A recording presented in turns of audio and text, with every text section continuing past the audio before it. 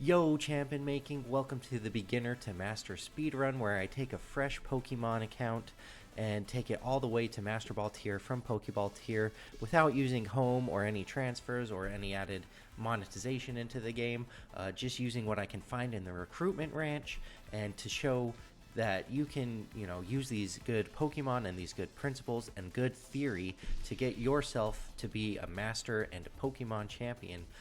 Today we're focusing a lot on protecting and repositioning your Pokemon to establish speed control to gain an advantage over your opponent. And so pay attention to the battles. I did play these live on stream over on my Twitch channel. Link in the description if you want to follow along with the battles live. And this is the team I used. One thing about it is there's a lot of flexibility in this kind of team. If you are seeing an item or a Pokemon or a moveset that you don't completely agree with, that's what this series is for, to show the good theoretical things and then adapting them as you go. The framework is intended to be very flexible. For example, I have a Rotom Mo, which was the best Rotom available to me at the beginning of the speedrun, but maybe you think a Choice Scarf Rotom Wash would be better on the team. You can totally slot that in. Maybe switch Primarina out, as now you've got a different water type. Maybe you swap your Arcanine for an Incineroar. Again, we're just really focusing on the principles of the battle. The team is here. I do have a team ID. It won't be there forever, so I'll go ahead and show you the stat screen. If you like some of these sets, if you want to try the team out for yourself on your road from beginner to master, it is here. Again, it won't be there forever. I'm going to be changing things as the speedrun goes along. But yeah, hopefully this can be helpful for you, and I hope you enjoy the battles. So our opponent has one option. Hey, how's it going, Valor and Xanther? Can't seem to make it out of Great Ball. Well, hopefully we're in Great Ball right now. Hopefully we can show you some tips and tricks to utilize on your team to get into Ultra Ball, because that is our focus of the day. So my opponent has Scovillain as its only candidate for Mega Evolution. It has Beartic without a Snow Setter. Milotic might be trying to do some like Surf stuff to burn itself on Scovillain for Marvel Scale. So Intimidate might be fine. It is notable that we will get burned. They've got Tyrantrum, which hits really hard with rock damage, but is slow. Garchomp looks good, but getting burned doesn't sound great. I like the idea of Rotom and Arcanine, because then we can threaten the Milotic, and Arcanine threatens everything else pretty well. They don't have many fast Pokemon, so I'm trying to bring Garchomp. I'm trying to decide if Arrow is best or maybe like Primarina. We do need to have some good damage for an Iron Defense Body Press, Hisui Gudra. So I'm going to bring my Primarina to have some special damage. Morris R223, thank you so much for the tier 1. 6 months in advance. Oh my goodness. The 6-month tier 1. Thank you so much. I appreciate you dropping the big sub. We do have access to a lot of really fun emotes made courtesy of SP Crash, who does a lot of That's His emotes as well. So as you can see, we led with Intimidate. The Milotic did not get a competitive boost, and we assessed that they were trying to do something crazy with Marvel Scale. So, oh my goodness, never mind. We have the wrong ability on our Arcanine. I was like, oh, they didn't get intimidated as well. We have the wrong ability on our Arcanine. Anyway, it might go in our favor here. So I'm just going to go for a big old Discharge and Protect. We're going to bait them to go for the Stone Axe into my Arcanine here. They will want to set up those rocks. Appreciate your advice and other streams, just paying it forward. Yo, thank you so much. The Discharge does a good chunk. Just a little chip to both of these. They go for the Stone Axe into the Arcanine, and an Alluring Voice into my Rotom. Interesting. Very interesting. Okay, so now I am scarfed, so I'm locked into discharge. If we tried to do a different move, we wouldn't be able to. The choice scarf means you get a +1 speed boost, which is 50% faster than you currently are, but you can only use one move as a result. So we're going to use discharge again, but because we don't want to hit our own Arcanine, we're going to swap into Garchomp, which has the ground typing, so that it's immune to that discharge. We'll get some super effective damage off on this Milotic and enough damage off on this Cleavor that it will put it in range of an Earthquake from my Garchomp this subsequent turn. So I'm threatening a lot of damage. They get a Citrus Berry activated on their Milotic. And because of our Rotom's Levitate ability, we won't be affected by our own Garchomp's, Earthquake. Valor, thank you so much for the follow as well. Saw that a couple minutes ago just pop up. So they did go for the Stone Axe into Garchomp. The ground type does resist that rock. And now my opponent is in danger of both of their Pokemon getting KO'd. My Pokemon are faster than both of my opponents, so Discharge and Earthquake will knock both of them out. It is worth noting that they could switch in their Scovillain, but because they haven't used their Mega ability, it would not burn us. So there is really no threat, no worry, and going for just the Discharge Earthquake. My opponent's options available aren't enough. That makes this not worth going for. Let's see if I can get this right. Ninjesterat, thank you so much for the follow.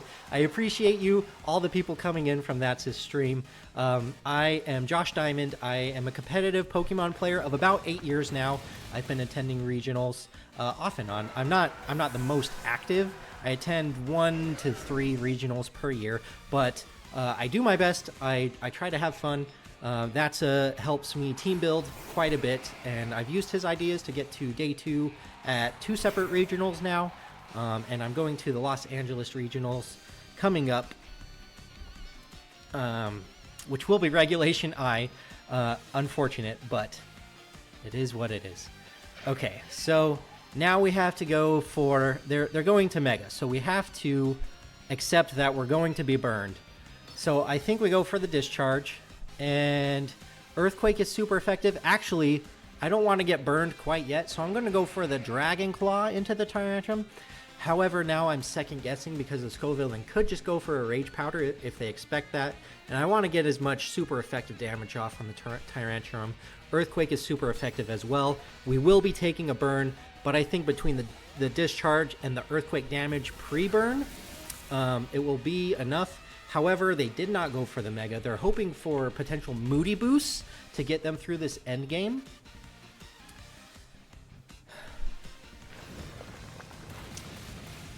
Earthquake does a lot. And they go for the Leaf Storm into Garchomp, which will do a lot, but without the Mega extra stat boost, we do have enough to survive. They're actually not... what's it called? They're not Mega on their Tyrantrum. Or, they're not Mega Tyrantrum. Whoa, Diamond, you know so much about Pokemon. They're not Mega on the Scovillain. They're wider to get the most synergy out of their Moody boost. However, they just got a speed boost, so our Primarina does look really good into the Tyrantrum. However, the Scovillain threatens a lot of big damage on it. However, we have Extreme Speed on Arcanine, so some moves have priority. Extreme Speed has +2 priority, which means that it will go before any other moves that have less priority. Extreme Speed into the Scovillain will knock it out, and then we can go for a Dragon Claw, super effective damage into the Tyrantrum. It's got a pretty decent physical bulk, so we might not quite KO with this Dragon Claw, but it should put it in range of a following Extreme Speed, which does take out the Scovillain. Thankfully, we don't get burned by that Moody boost. Dragon Claw will outspeed, do super effective damage to Tyrantrum. Again, it does live on 6% because of that high defense stat. Poison Fang gets the poison onto Arcanine, but even if they went for like an Earthquake there, we would probably live the Poison Fang with Primarina, and the Lumberry does get activated. We will just Extreme Speed into the Tyrantrum and go for another Dragon Claw, and that should wrap up the game. So, again, looking at this from, you're trying to climb from beginner to master, right? You've assessed your team preview. What is their potential Mega Pokemon? This format specifically, what Mega options do they have available? Now, they had Scovillain available, and they caught us off guard with their Mental Herb, but we played optimally around the Mega, which is kind of the best thing that I think they could have done into me. So the fact that they weren't Mega, even though it caught me off guard, it didn't really matter because we had the tools to deal with it. Let's go fix that Arcanine's ability. Right, so they have 3 potential Mega Pokemon: Gengar, Tyranitar, and Sinistcha. So why do I just keep saying things? When you're streaming, your brain turns off. Gengar, Excadrill, and Tyranitar. There is no Mega Sinistcha. Oh, man. This is so funny. Okay, so my opponent has a lot of Pokemon that are weak to Intimidate, and 2 Pokemon that aren't weak to Intimidate, but are weak to Fire. So Arcanine automatically looks good here, even though they can Mirror Armor my Intimidate. Rotom looks good. I like the ability to outspeed their entire team, except the Sandrush, Excadrill, but then we are immune to its best option, its biggest stabs. We could get trapped in by a Gengar Shadow Tag. So I do want to... Kingambit could be good here, but I actually really want Aerodactyl so that we have something faster than their Mega Gengar in the back.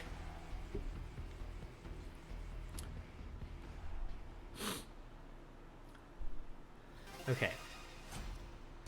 So we have our Rotom primarily to threaten big damage into a Corviknight, because Corviknight can be hard to deal with. So they just send out...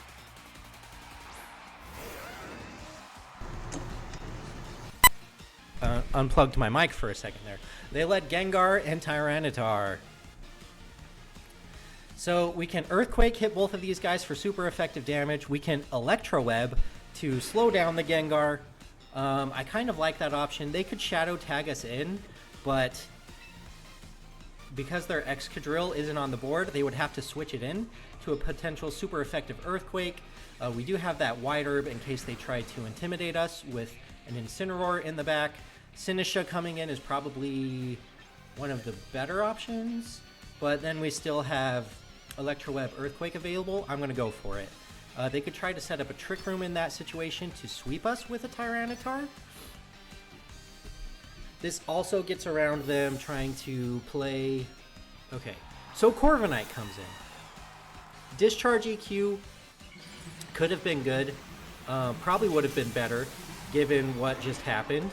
But I wanted to slow that Gengar down and knock it out before it could do anything. However, the Corviknight's Mirror Armor will give it a speed boost instead of...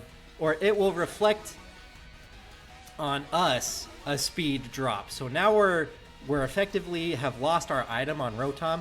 The good news is we will probably be able to switch out because this Earthquake should KO the Gengar. Let's go. So that's why I went for the Electroweb. I really wanted to pin that Gengar. Now they could try to get up a Tailwind with their Corviknight, but Emmanuel is the Excadrill. Okay. So I do think they could go for an Earthquake here. We could take super effective damage on our Arcanine, but get an Intimidate off on them. That could be cool. Or we could try to mitigate all damage, switching our Aerodactyl because they're probably not going for a Rock Slide, and then we can go for another Earthquake. I like the idea of swapping in Arcanine because it will... I'm changing my mind. I do want to swap in the Aerodactyl and go for Earthquake. because I want to get my Tailwind up next turn, or kind of stagger the Tailwinds, we can get big super effective damage off on their Excadrill here, bring it down to a potential Focus Sash. They did go for the Earthquake. It's not a 2-hit KO on our Garchomp. Again, I'm pretty sure they're setting up a Tailwind here. And it is worth noting that it might not be coming up here, but our Aerodactyl does get a special defense boost by being a rock type with the Sandstorm up. So we're benefiting from our opponent's Sandstorm. However, all of their Pokemon are physical. The Gengar is already gone, so it doesn't matter. They did set up their own Tailwind there. However, they can either try to Iron Head my Aerodactyl or go for another Earthquake. So I'm actually going to protect my Aerodactyl because both of my opponent's Pokemon are threatening super effective damage, and I have an Arcanine which can weaken the Excadrill, and while the Corviknight's Mirror Armor will also reflect my Intimidate and make my Arcanine weaker, all it needs to do is hit that Excadrill with an Extreme Speed. This shows that there are many different ways that you can build your teams with speed control. Yo, Ulysses OJDZ, thank you so much for the follow.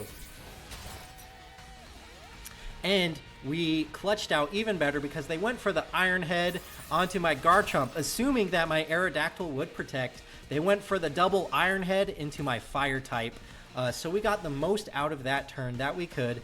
We might even be faster with our Mega Evolution than that Corviknight in Tailwind. That's how fast Aerodactyl is. It's not guaranteed, but I'm sure that we will live a Corviknight Iron Head, even if they are faster, and then we can get our Tailwind up, and we can go for that safe Extreme Speed into the Excadrill, because that is the way we wouldn't get our Tailwind up.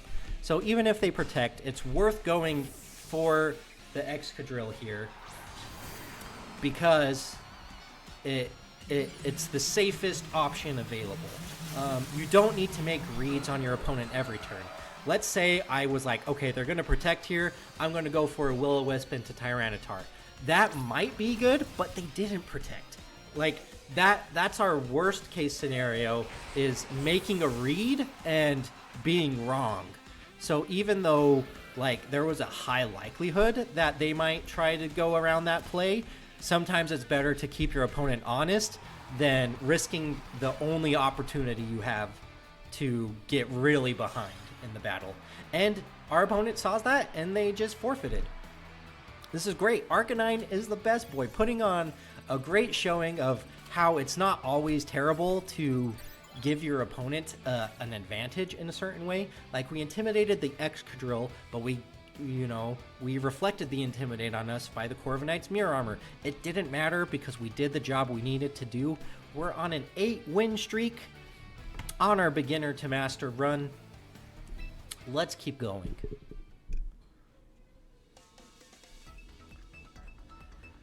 Whew. I hope you're all enjoying the content. Hope you're all enjoying the stream. Trying to be as educational as possible, building the best team that I have access to with the free-to-play version of the account. So if I can do it, trust me, you can. You can learn a lot from your losses and a lot from your wins. It just, that is an important thing as well. Analyzing how you could have played better in your wins is especially important. Okay, so our opponent has a really strong looking Sun team. Venusaur, Charizard. We don't have any weather for disruption, but our Arcanine does a pretty good job of giving them a bad day. So what I'm going to do here is lead Aerodactyl Arcanine. We can Extreme Speed. We can Flare Blitz a Venusaur, and we can Extreme Speed it, because if they put us to sleep, we have our Lumberry to wake us up. So I like that option. I like bringing Rotom as a potential Sleep Powder swap-in, and I like having Garchomp as another check to Charizard, Raichu, etc. And their own Garchomp. So that will be the trick here. Mitigating the Venusaur, getting up our speed control, and winning the game. Alright, Sneasler, Raichu. So both of my opponent's Pokemon have access to Fake Out. We're going to see if that Sneasler is Unburdened. Wide Herb. Okay, so it is Unburdened, Wide Herb. So now it will be faster than our Aerodactyl, which is fine. They could Fake Out and go for damage on either one of my Pokemon. However, I think it's in my best interest to protect my Aerodactyl. I'm not going to Mega right now because I want to keep them guessing that I could be a Focus Sash. And I'm going to switch to my Garchomp. Neither of these Pokemon threaten huge damage onto my Garchomp, and this preserves my Intimidate and preserves my Arcanine, Lumberry, in case they tried to go for a Nuzzle. I'm thinking they're just going to Fake Out and Electric Move my Aerodactyl because that is a huge threat to their team. They do go for the Fake Out there, trying to break a potential Focus Sash, and they just Fake Out my Garchomp. Now, this is a little bit of a beginner trap, right? You know Fake Out is a good move, so you lead both of your Fake Out Pokemon, but going for 2 Fake Outs is not the greatest, especially because now I'm in a position where I can outspeed that Raichu. The Sneasler hasn't burned, so I don't quite outspeed it, but I know that it's not Focus Sash. I can go for a safe Tailwind here, make my Garchomp faster than their Raichu, and because my Rough Skin broke their potential Focus Sash, they could just go down to Earthquake with both of their Pokemon here. So I do go for the Mega, give myself the stat boost, the speed boost that is provided by Mega Aerodactyl. Again, their Sneasler will outspeed, but they're not threatening enough damage to KO either of my Pokemon. The close combat does a lot. It will lower their defenses and hurt a little with Rough Skin. We get our Tailwind up. It will make our Garchomp now move faster than Raichu. Speed is dynamic, so if you set up Tailwind, an Electro Web, an Icy Wind, those effects take place immediately. So we get the speed boost immediately. Now we are faster than both of my opponent's Pokemon. A big part of this beginner to master speedrun is going for Tailwind with a flying Pokemon next to Earthquake on a ground Pokemon. Very popular strategy. Now because our Tailwind we're faster than their Garchomp, even if they are Choice Scarfed, because the Tailwind gives us a +2 boost as opposed to a Choice Scarf's +1. That is a +1, so we're going to go for a Rock Slide. It should knock out any Charizard. If we connect and we can go for the Dragon Claw, it might not quite KO the Garchomp, but the Aerodactyl Rock Slide chip should put it in range. Even if it's not, we have a huge Pokemon and speed control advantage enough that I am not concerned about winning this game. They go for Protect, trying to protect their Charizard from these Rock Slides, maybe live my onslaught of attacks and do something to my Pokemon in return. However, I don't think they can knock out both of my Pokemon on this turn no matter what. And Dragon Claw is able to take out their Garchomp with my Rock Slide chip. We take a little Rough Skin damage, and that is plenty okay with me. Now, yeah, there's no way we lose this game. We have a Choice Scarf Rotom. Even if they get 3 Protects, dodge all my Rock Slides, we can come in and click a Volt Switch, Extreme Speed, and that should wrap up the game. So I'm fine going for the quickest way to knock out a Charizard, Rock Sliding it. Let's go! And we do hit. Single target Rock Slide. It is worth noting, if you're ever doing your Pokemon damage calculations on any of the damage calculators, if your opponent only has 1 Pokemon on the side of the field and you are using a move that does damage to both Pokemon normally, it does turn into single target damage.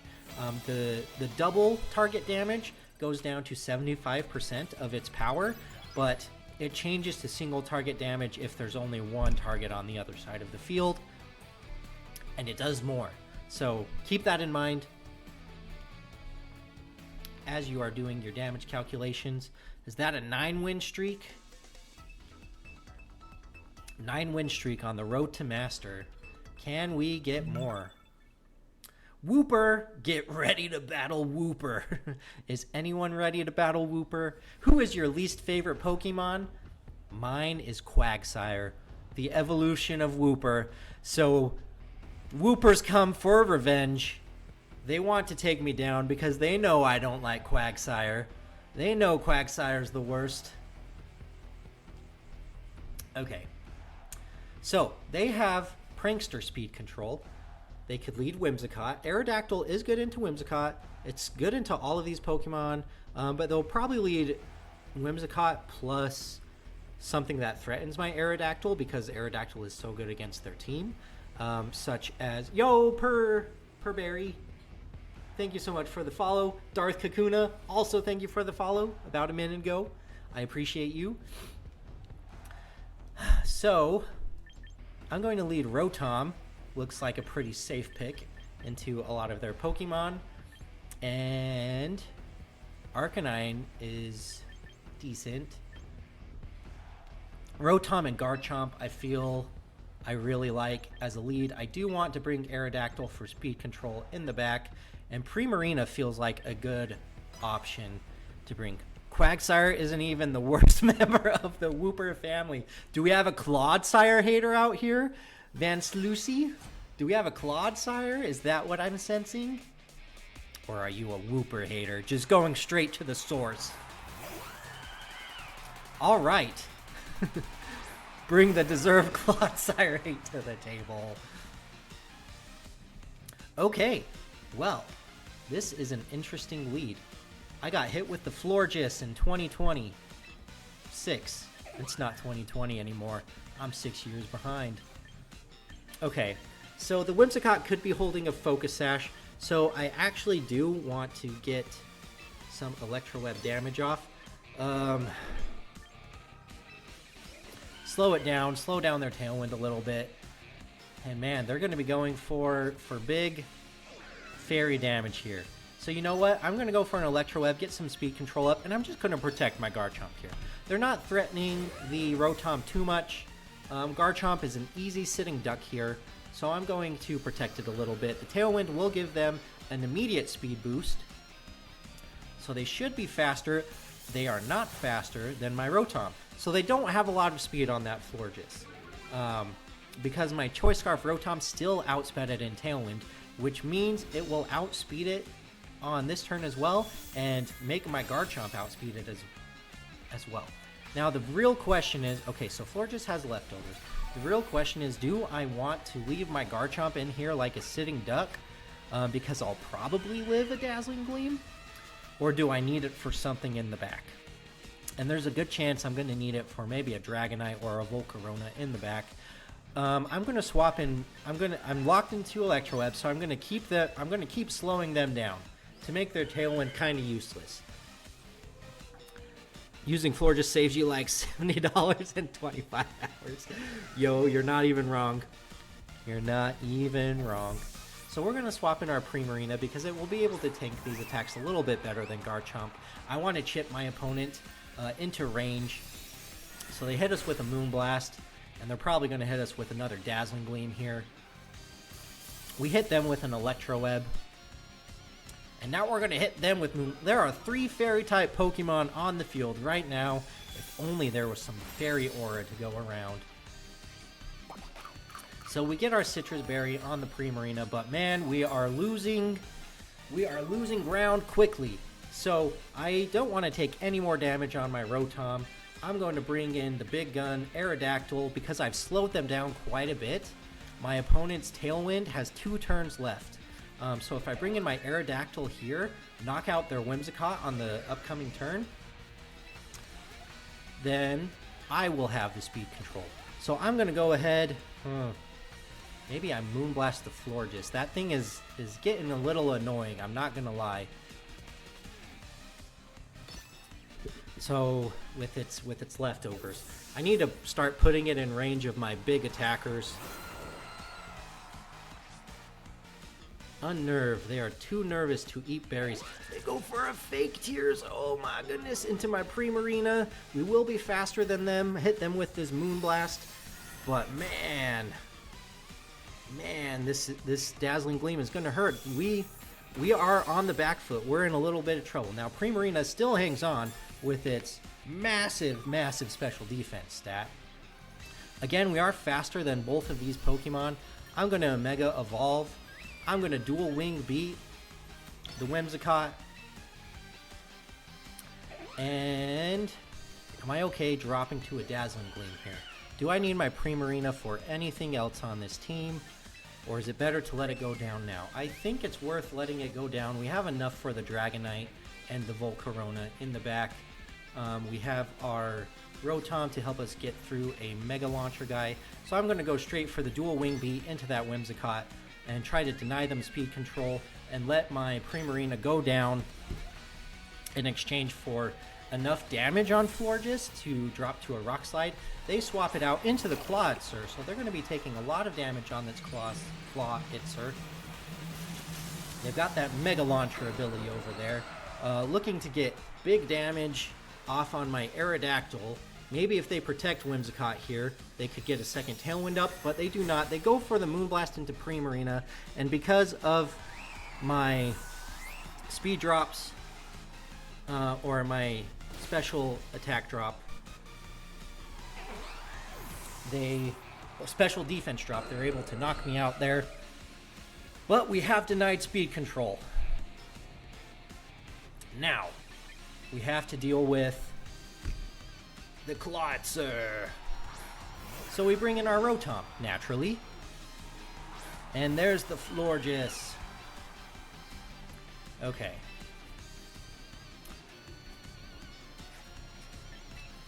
What do they have in the back? So, let's see. I'm going to go for a Protect here.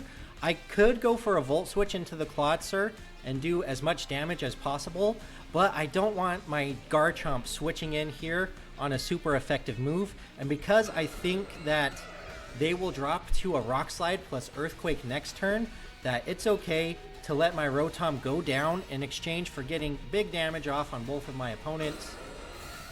The Discharge should put both of these in range of my upcoming attacks, and I am faster than both of them.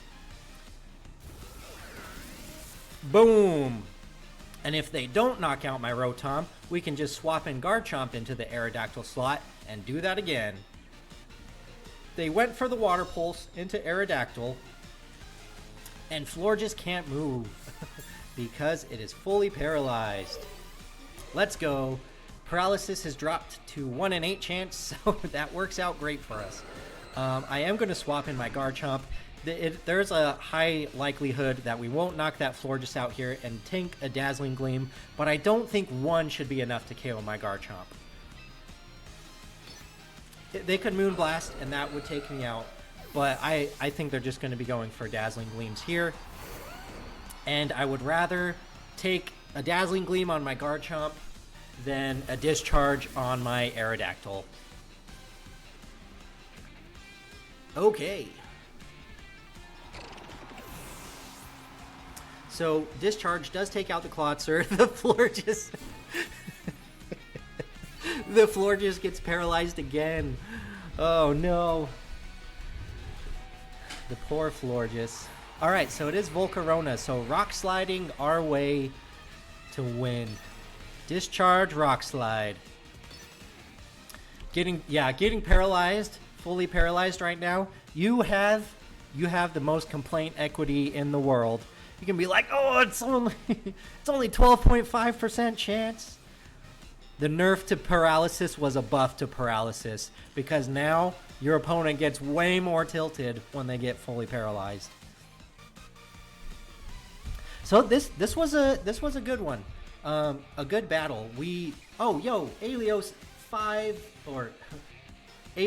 X 5D following a couple minutes ago. Sorry, I don't have sounds going on in my ears, so I don't know when people are following. But I appreciate it so much that you are supporting the stream, and I'm hoping that I can keep supporting you. Big discharge earthquake. So we fell behind a little bit in that one. My opponent got an early lead. They were putting on big pressure onto my Garchomp. I didn't give the proper respect to the Florges in Team Preview. I focused more on the Whimsicott as their fairy-type damage dealer, which doesn't do nearly as much. And the special defense on that thing actually was a good way to wall the onslaught of my Primarina's damage. Now, I think we mitigated it properly. We got our speed control, and we denied them speed control in the end game to let our Aerodactyl be safe from that Mega Launcher. Just like we thought that they were leading with the water types to threaten our Aerodactyl, and we were wrong. But we knew it was going to be there somewhere. And now we're on a 10-win streak. This is how you know it's getting good. Okay. Hopping in to the next battle. To the last battle. Because this will put us in Ultra Ball tier if we win. And it's my daughter's bedtime. Point of the stream to show that you can get to Master on a new account with no home. Yeah, it's a mixture of that. So I wanted to go, like, if you're a beginner to the game, you probably don't have a lot of Pokemon in Pokemon Home. If you're a beginner to the game, you have limited resources to work with and to show, like, what you should be looking for in your recruits on your recruitment ranch, and what ways to play VGC that are effective, because there's a lot of ways to play VGC, and you can kind of get trapped into going too deep into an idea. I'm a firm believer that no idea is bad, but that sometimes you take it too far or not far enough. So to show, like, what you can do with the good ideas that exist. So our opponent has a good team, and we're running out of time to explain it, so I'm just going to pick my Pokemon and go from there. Okay. Dun dun dun. Aerodactyl. And King Gambit. Yep, this looks good. I don't know. This is gonna be a really tough battle. So let's see what we can do.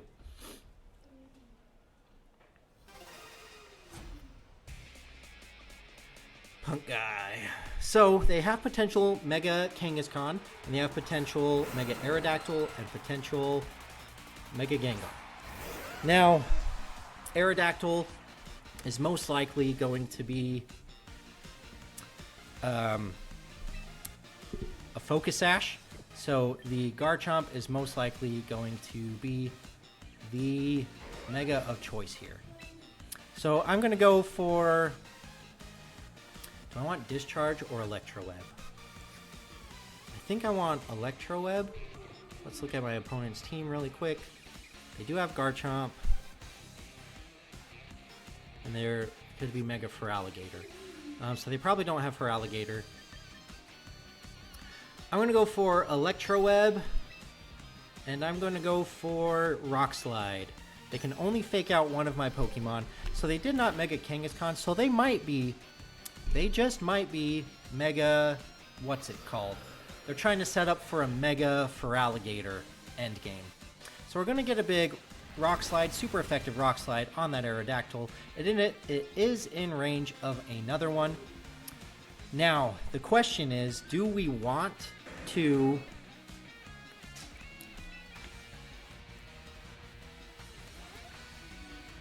Do we want to knock out their Pokemon this turn?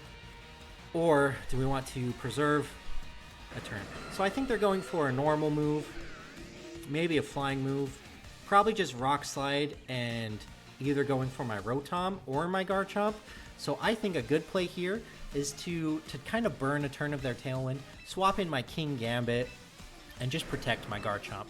That puts them... that threatens a Sucker Punch on their Aerodactyl. It lets us resist the oncoming moves. And Ice Fang. Ooh, okay. Okay, so a Sucker Punch on the Aerodactyl is in our best interest. They go for an Earthquake. Crazy. Probably not realizing that our Rotom has a Levitate ability. However, it's not a two-shot on our King Gambit. And the Earthquake there makes me think that they might not have a Citrus Berry. Sorry, or not a Citrus Berry. A Fighting move. I am getting so many words mixed up. So I don't want them to Ice Fang me. But I also don't want to take a Fighting move on my King Gambit. However, I think going for a Sucker Punch onto the Aerodactyl and a Dragon Claw to get as much damage onto that Kangaskhan is in my best interest. They go for a Protect on Kangaskhan. So we've seen Protect, Fake Out, Earthquake. And we get a Sucker Punch on the Aerodactyl. We have stopped the ice damage threat. Firm believer that Mega Chimecho and Victory Bell were bad ideas. Yeah, I mean, they're good ideas to someone. Might not be me, but maybe someone. Alright, so there is Cynthia the Garchomp. And we have mitigated their Tailwind. This is their last turn of Tailwind. Crazy, right?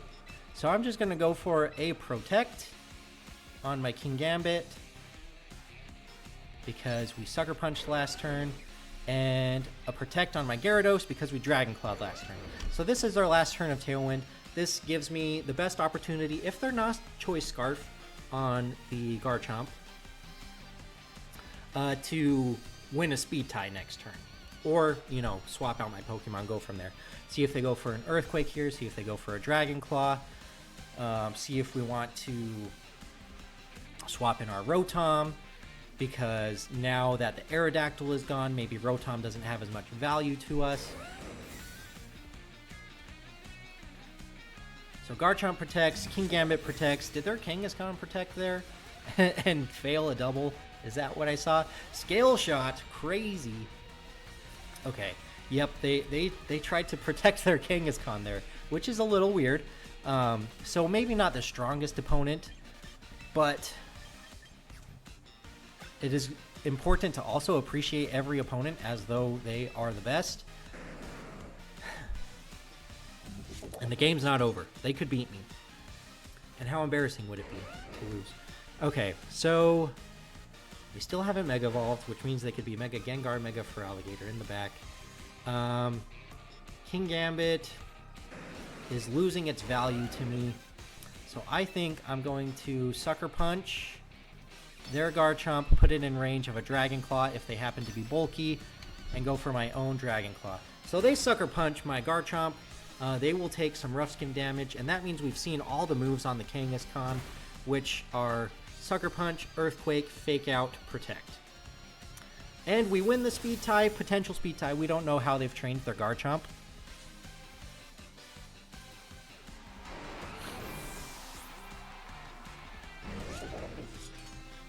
And we get to see their last Pokemon in the back. It is Feraligatr. So we assessed correctly. They were trying to set up for a Feraligatr sweep. And they were not successful. Okay, so I think they're going to go for the Garchomp here. I'm going to Sucker Punch the Feraligatr, try to put it in range of a Dragon Claw if they do Mega Evolve. And I'm going to protect my Garchomp. I think letting my King Gambit go down and bringing in my Rotom to Earthquake freely next to is the best option. So I'm totally okay letting my King Gambit go down here. Again, if they ever Earthquake to get super effective damage, they have to either protect their Feraligatr or they're taking free damage on their Feraligatr. So there's the Earthquake. They do just knock out. And they do have Sucker Punch on that Kangaskhan, but they're not Mega Evolved, so it's not doing Parental Bond ability. And we just live the Earthquake, which, you know, might not be the best thing in the world. But I am going to Sucker Punch the Feraligatr, and I'm going to go for an Earthquake here. Maybe I should go for a Dragon Claw in case they Mega Evolve. But I do kind of just want to get damage on both of them, because that puts them in range of the Rotom in the back. So yeah, Sucker Punch for Alligator. They're probably going to Sucker Punch my Earthquake. And that's okay. So there is the Mega Evolution. So arguably should have gone for the Dragon Claw here. We could easily lose both of our Pokemon. Okay, Kangaskhan protects. So yeah, definitely definitely Dragon Claw was our best option there. But that's okay. I thought that they might try to stay in baby form to not take super effective Dragon Claw damage. And we do just knock out our Kingambit because it has done its job. I want it off the field. And big double edge coming in. They take rough skin damage. They take recoil damage, which means they're going to go down to their recoil. So totally work. Question: has Focus Sash ever come up into play on Kingambit, or is it naturally too bulky? It hasn't come up in this speedrun, but it in theory could. It's kind of there just because, again, I'm using the items and the stuff I have access to, and Focus Sash felt like the best option beginning because I always wanted to survive a close combat. GDAX, thank you so much for the follow as well. And now we have our Mega Evolution. They just have Sucker Punch and Earthquake. Only Sucker Punch can damage me. We should just win. I'm going to go for Volt Switch as my best neutral option.